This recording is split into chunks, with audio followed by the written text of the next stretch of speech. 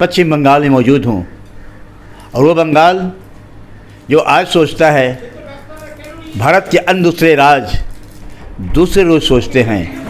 आज मेरी मुलाकात हो रही है चयन भट्टाचार्य जी से और ये आज शुक्रवार अखबार के चीफ एडिटर है। सोचा कि कुछ ना कुछ आज देश के कुछ ऐसे हालात के बारे में जाना जाए। अभी विगत दिनों जो हमारी सरकार केंद्रीय सरकार है नाम बदलने पे लगी हुई है। यहाँ भारत का एक मशहूर इलाका फोर्ट विलियम कॉलेज था। आज फोर्ट विलियम कॉलेज जहाँ से उर्दू और हिंदी का विकास हुआ था, आज उस कॉलेज का नाम बदल दिया गया है। मैं आज एक यहाँ का अखबार के चीफ एडिटर की हैसियत से जानना चाहता हूँ कि क्या ये तरीका सही है या गलत है। बिल्कुल सही तो नहीं है। दूसरी बात यह है कि ये जो अपना केंद्रीय सरकार का जो एजेंडा है वो आरएसएस का एजेंडा है। वो आरएसएस का एजेंडा वो शिवाजी महाराज को सम्मान दिखाने के लिए ये नहीं कर रहे हैं। ये सारा जो है एजेंडा वो हिंदुत्व के नाम के कर रहे हैं और भारतीयता और हिंदुत्व एक साथ वो मिलजुला के वो पूरा घोटाला बनाना चाहते हैं जो होना नहीं चाहिए। अपना जो धर्मनिरपेक्ष जो सेकुलर जो इंडिया है उसका कॉन्स्टिट्यूशन के खिलाफ है। ये सारे लोग इनके खिलाफ खड़े हुए हैं। आरएसएस जो आज़ादी के टाइम से उनका हिस्सा तो है ही नहीं। और दूसरी बात यह है कि ये हिस्ट्री डिस्टॉर्शन करना चाहते हैं।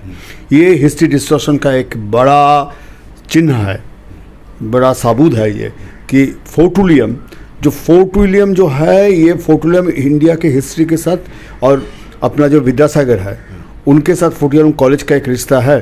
वो रिश्ता वो बिल्कुल इनकार कर रहे हैं। फ़िलहाल हम बिल्कुल इसके खिलाफ है।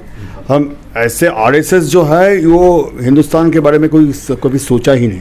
वो अपने हिसाब से चलता है। वो अपने एजेंडा जो है वो नरेंद्र मोदी मोहन भगवत से वो पूरा करवाना चाहते हैं और कुछ भी नहीं है। इतना लोग वो हिंदू भाई मर चुके हैं कुंभ मेला में कुछ जिक्र है उसका? कुछ भी जिक्र नहीं है। सारे जो है वो डिस्टॉर्ट कर दिया है, दफन कर दिया है सारे कुछ। सारे जो हिस्ट्री है वो दफन कर रहे हैं। ये भी एक चीज़ है। फोर्ट विलियम के जो नाम बदलने में कुछ नहीं आया। कौन बेकार का नौकरी नहीं मिला। किसी जो किसान है उसका जो फसल है उसका सही दाम नहीं मिला। कुछ भी नहीं हो रहा है। हाँ, शिक्षा भी नहीं हो रहा है। शिक्षा भी कहाँ चला गया तो वो मालूम भी नहीं है। सारे जो कुछ है ये पीपल्स इंटरेस्ट के खिलाफ है, जनता के स्वार्थ के खिलाफ है। हम इसके सख्त खिलाफ है।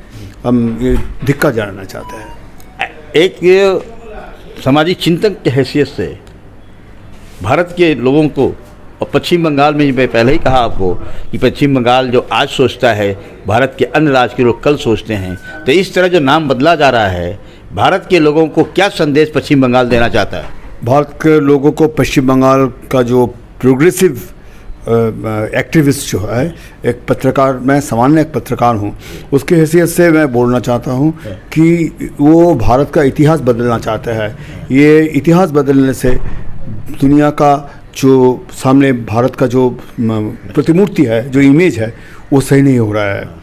जैसे ट्रम्प यूएसए का जो इमेज है वो ख़राब कर रहा है और आरएसएस और मोदी इंडिया का जो छवि है वो ख़राब कर रहा है इंटरनेशनल एरिया में। वो होना नहीं चाहिए। हम आम पैन इंडिया में इनका खिलाफ हम मूवमेंट करेंगे।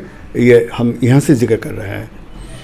जिस तरह से ट्रम्प ने भारत के लोगों को बंधक बना करके भेजा है और भारत की तमाम वो गोदी मीडिया जिक्र तक नहीं कर रही है और न पार्लियामेंट में बात आ रही है, बताया कि दे दिया जा रहा है।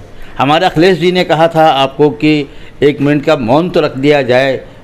जो इलाहाबाद में लोग कुंभ के मेले में जिनका स्वर्गवास हुआ है वो भी नहीं रखा गया और ये भारत में जो लोगों को लाया तब उसने भेजा है जिस तरह से बेइज्जती के साथ में। इस संबंध में आपका क्या कहना है? देखिए, ये जो धर्म के नाम पे जो राजनीति कर रहे हैं वो पॉलिटिकल एजेंडा है। धर्म की तरफ इनका कुछ भी सम्मान नहीं है। ये धार्मिक नहीं है। ये धर्म के नाम पर राजनीति कर रहे हैं, बंटवारा करना चाहते हैं जनता को। ये भी एक चिन्ह है, ये भी एक साइन है। जो मणिपुर का जो घिनौना हरकत इन्होंने किया उसका भी एक भी जिक्र नहीं किया पार्लियामेंट में। कुंभ मेला की भी जिक्र नहीं किया। कुंभ मेला के बारे में मोदी जी मौन थे। योगी आदित्यनाथ सप्रेस कर रहे, सत्य जो है वो अड़ाल में रख दिया, पूरा ढक दिया। ये सही नहीं है, पूरा सच छुपा दिया मोदी जी ने, योगी जी ने। इसको जनता के दरबार में इसको जवाब देना पड़ेगा। आज तो दिल्ली इलेक्शन इन्होंने जीत लिया, लेकिन जनता को क्या जवाब देंगे अगली साल, ये इनको मालूम होना चाहिए। हम पश्चिम बंगाल के जनता के हौसले से बोल रहा हूँ कि ये सही नहीं किया इन्होंने। जो कुंभ मेला में हुआ धर्म के नाम पे, वो सही नहीं हुआ। जो सिक्योरिटी सिस्टम था वो बिल्कुल सुरक्षित नहीं थे। जो सिस्टम उनका जो इम्प्लीमेंटेशन पार्ट था, योगी जी उनके पर ध्यान ही नहीं दिया। ये पब्लिसिटी विज्ञापन में वो ज़्यादा ध्यान दिया, इसलिए जो होना था वो तो हो ही गया। महंगाई और बेरोज़गारी का मुद्दा बिल्कुल ख़त्म हो गया है देश से। न जनता बोल रही है, न पोजीशन लीडर सामने आकर के। जो ये बंगाल है जहाँ हमेशा महंगाई के ख़िलाफ़ सड़क पर लोग उतरते थे, लेकिन यहाँ महंगाई के ख़िलाफ़ भी सड़क पर उतरना लोगों ने बंद कर दिया है। इसकी वजह क्या है? नंबर यह है, मैं आपसे सहमत नहीं हूँ। नंबर 2 जो है, अपना जो कम्युनिस्ट लोग हैं, जो वामपंथी हैं, वो सारे लोग महंगाई के खिलाफ़ लड़ रहे हैं। खासकर युवा पीढ़ी वामपंथी और जो है DYFI भारतीय गणतांत्रिक युवा फेडरेशन, वो पूरा लड़ रहे हैं। मीनाक्षी मुखर्जी, ध्रुवज्योति साहा उनके लीडरशिप में। लेकिन चक्कर ये है कि जो मेन स्ट्रीम मीडिया, जो गोदी मीडिया है, वो दिखा नहीं रहा है। ये वो आपका भारत में गोदी मीडिया, बंगाल में दीदी मीडिया, ये दिखा नहीं रहा है। लेकिन महंगाई के खिलाफ नारा लगाने के बाद ये अपना हाजत भी, जेल भी गया है, लड़ भी रहे हैं ये लोग मार भी खाए पुलिस की। लेकिन चक्कर ये है कि नौकरी की घोटाला में जो ये है करप्शन हुआ है, उसके खिलाफ हम खड़े हैं। ये जो है बेरोज़गारी और जो महंगाई के खिलाफ हम वामपंथियों को देख रहे हैं लड़ने के लिए। हम वामपंथियों के, सिर्फ वामपंथियों को देख रहे हैं लड़ने के लिए। ये लोग अपना जो मीनाक्षी मुखर्जी है, ये जेल जा चुकी है। 15 दिन के लिए उनको मार खाना पड़ा। इनके कौन ऑल इंडिया मीडिया इनको ये दिखा रहे हैं। आप मीनाक्षी मुखर्जी का इंटरव्यू लीजिए, देखिएगा कि बेरोजगार के खिलाफ, महंगाई के खिलाफ आवाज़ बुलंद है भारतीय गणतांत्रिक युवा फेडरेशन का। लेकिन मीडिया उनको दिखाने के काबिल नहीं समझ रहे। ये दुर्भाग्यजनक बात है। इसीलिए हम जो इंडिपेंडेंट पत्रकार है, जो छोटा मीडिया चला है, वो हम अपना जो हिसाब से वो कैंपेन कर रहे हैं। यही हम एक्टिविस्ट है, हम जर्नलिस्ट जितना है उससे ज़्यादा एक्टिविस्ट है, सोशल एक्टिविस्ट होना पड़ेगा अपना जो जर्नलिस्ट है। इसीलिए क्योंकि ये महंगाई और बेरोजगारी के खिलाफ खड़ा होना हमारे भी कर्तव्य है जर्नलिस्ट के हैसियत से। क्या भारत की आज़ादी के साथ साथ में भारत की जो आवाज़ है, इस आवाज़ का दफन किया जा रहा है आपका EVM मशीन के ज़रिए से? जनता कुछ और वोट देती है, 99% EVM चार्ज मिल रहा है, उसके बाद उसका रिजल्ट भी उल्टा आ रहा है और इसका कोई आंदोलन नहीं हो रहा है। भारत का फिर वो राज्य है बंगाल, जहाँ से आवाज़ उठती है तो पूरे भारत में पहुँचती है। इसकी आवाज़ कब उठाई जाएगी कि EVM हटाओ, देश बचाओ? देखिए, अपना जो डिस्कशन है वो हो रहा है। हमारा जो पूर्वतन जो साधारण संपादक थे सीताराम येचुरी, वो भी इसके खिलाफ थे और आजकल भी चर्चा चल रहा है अपना जो। लेकिन इस इलेक्शन कमीशन ऑफ इंडिया, भारतीय चुनाव आयुक्त, ये मान नहीं रहा है कि उसके ये मशीन सही नहीं है। लेकिन सही नहीं है ये प्रूव हो चुका है। लेकिन जो मशीन वो अपना जो जब हम हाथों हाथ ये सबूत मांग रहे हैं, तब जो मशीन आ रहा है वो सही ढंग से आ रहा है। इसीलिए मिली जुली के कुछ उल्टा सीधा हो रहा है जो सही नहीं हो रहा है। लेकिन आने वाले कल में ये इसके खिलाफ आवाज़ उठेगी, मैं आपको कह रहा हूँ। अभी मेरे जो वन डे इलेक्शन की बात की जा रही है और यही उत्तर बंगाल में कई टर्म्स में इलेक्शन हुए, 7 या कितने इलेक्शन हुए और वन डे इलेक्शन कैसे हो पाएगा ये बंगाल के होते हुए? कैसे इसमें बताएंगे आप?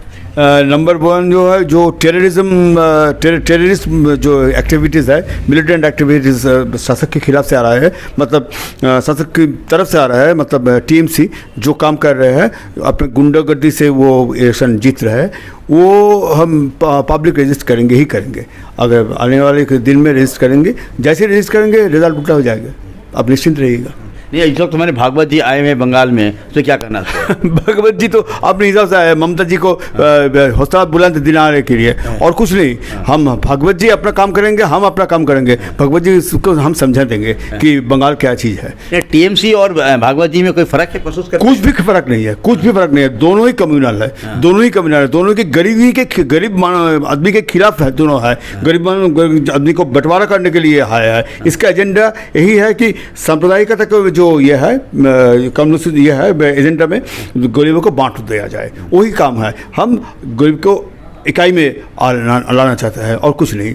हाँ, ये हम जीतेंगे, ये लड़ाई हमारा है, हम जीतेंगे।